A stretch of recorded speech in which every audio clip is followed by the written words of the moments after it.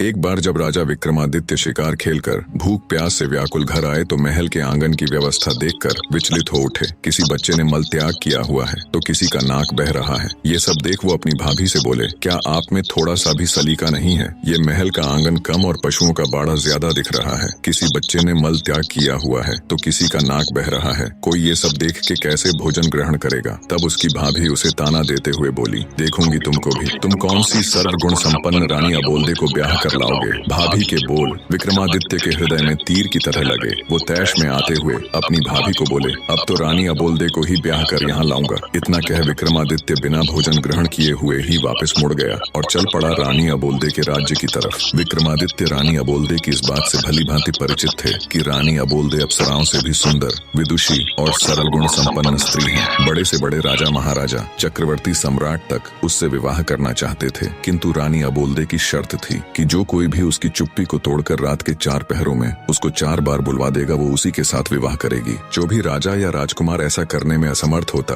उसे रानी की कैद में रहने की सजा हो जाती। अब तक कोई भी राजा या राजकुमार 4 बार तो क्या 1 बार भी रानी को नहीं बुलवा सके थे। 111 राजा व राजकुमार रानी को बुलवाने का ये असफल प्रयास कर चुके थे, जो अब उनकी कैद में पड़े थे। रानी अबोल्दे ने अपने महल के सामने एक बड़ा ढोल रखवा रखा था। जो कोई भी राजा या राजकुमार रानी से विवाह करने का इच्छुक होता उसे डंके की चोट मार उस ढोल को बजाकर आगाज करना होता था। राजा विक्रमादित्य ने चलते चलते एक योजना बनाई। उसके पास 4 ऐसे अदृश्य वीर थे जो उनके हर हुक्म को मानते थे। राजा विक्रमादित्य उन वीरों के साथ शाम होने से पहले ही रानी अबोल्दे के महल के सामने पहुंच गया और डंका उठा, जोर से ढोल पर दे मारा। ढोल की आवाज सुनकर रानी ने अपने सेवकों को आदेश दिया, ढोल बजाने वाले को आदर सहित अतिथि गृह में ले जाए और उचित सत्कार किया जाए। रात का पहला पहर शुरू होने से पहले ही रानी अबोल्दे 16 श्रृंगार कर अपने महल में पलंग पर बैठ गई और सेवकों को आदेश दिया कि राजा विक्रमादित्य को उनके समक्ष लाया जाए। राजा विक्रमादित्य सेवकों के आग्रह पर रानी अबोल्दे के महल में आ गए और अपनी योजना के अनुसार अपने 4 अदृश्य वीरों को उनके अति सूक्ष्म रूप में अलग अलग स्थानों पर बैठा दिया। एक को रानी के पलंग के पास, दूसरे को रानी के मटके के पास, तीसरे को रानी की खिड़की के पास और चौथे को रानी के हार के पास बैठा दिया और वो खुद भी रानी के समक्ष एक काठ की कुर्सी पर बैठ गए। उन्होंने रानी से बातचीत करने का प्रयास किया पर रानी अबोल्दे ने कोई जवाब नहीं दिया। वो तो उनके सामने ऐसे बैठ गई जैसे कोई पत्थर की मूर्त हो। तब राजा विक्रमादित्य ने रानी के पलंग की तरफ देखते हुए कहा, अरे भाई रानी के पलंग, रानी तो बोलेगी नहीं, अब तू ही कह कुछ बात जिससे कटे रात। राजा की बात सुन रानी के पलंग पर बैठा उसका वीर बोला, महाराज मेरे में इतना दिमाग कहाँ कि आपको कुछ कह सुनाऊं? हाँ, अगर आप कुछ सुनाएंगे तो हुंकारा जरूर भर दूंगा। राजा विक्रमादित्य बोले, ठीक है तो फिर सुनो। एक राजा के लड़के की दोस्ती एक बनिए के लड़के के साथ हो गई।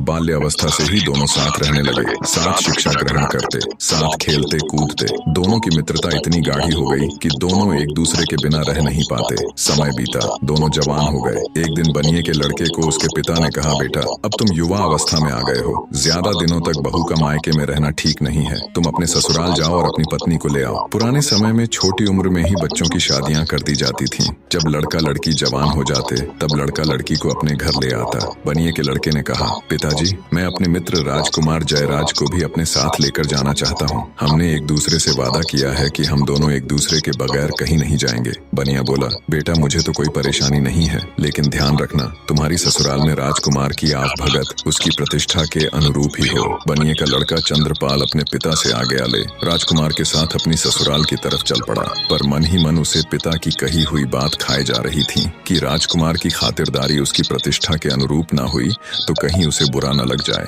रास्ते में एक देवी का मंदिर पड़ता था। मान्यता थी कि वहाँ जो कोई कुछ भी मांगता उसकी मुराद पूरी हो जाती। बनिया और राजकुमार भी जब मंदिर के सामने पहुँचे तो वो भी मंदिर में देवी दर्शन के लिए चले गए। चंद्रपाल ने मन ही मन हाथ जोड़ देवी से प्रार्थना की, हे देवी मेरे लिए मेरे मित्र से बढ़कर कुछ भी नहीं है। मेरी ससुराल में उसकी आव भगत उसकी प्रतिष्ठा के अनुरूप ही हुई तो वापस लौटते समय मैं आपको अपना सिर भेंट कर दूंगा। दोनों चल पड़े और कुछ समय की यात्रा के बाद चंद्रपाल यानी बनिए के लड़के की ससुराल पहुंच गए। चंद्रपाल का ससुर अपने शहर का बहुत बड़ा जाना माना साहूकार था। उनके पास किसी चीज की कोई कमी नहीं थी। उन्होंने अपने दामाद और उसके मित्र की खूब अच्छे से खातिरदारी की और 15 दिनों तक उन्हें जाने नहीं दिया तथा बड़े मान सम्मान के साथ उनकी आवभगत की, जिससे चंद्रपाल और राजकुमार बहुत प्रभावित हुए। 16वें दिन चंद्रपाल के बहुत कहने पर उन्होंने बड़े आदर सत्कार सहित अपनी बेटी के साथ उनको विदा कर दिया। रास्ते में राजकुमार ने अपने मित्र के आगे उसके ससुराल वालों की बड़ी प्रशंसा की। चलते चलते जब वे देवी के मंदिर के सामने पहुंचे तो बनिए का लड़का अपनी पत्नी और मित्र को थोड़ी देर रुकने के लिए कह मंदिर के अंदर चला गया और अपनी प्रतिज्ञा अनुसार उसने अपना सिर काटकर देवी के चरणों में अर्पित कर दिया। जब बहुत देर तक वो नहीं आया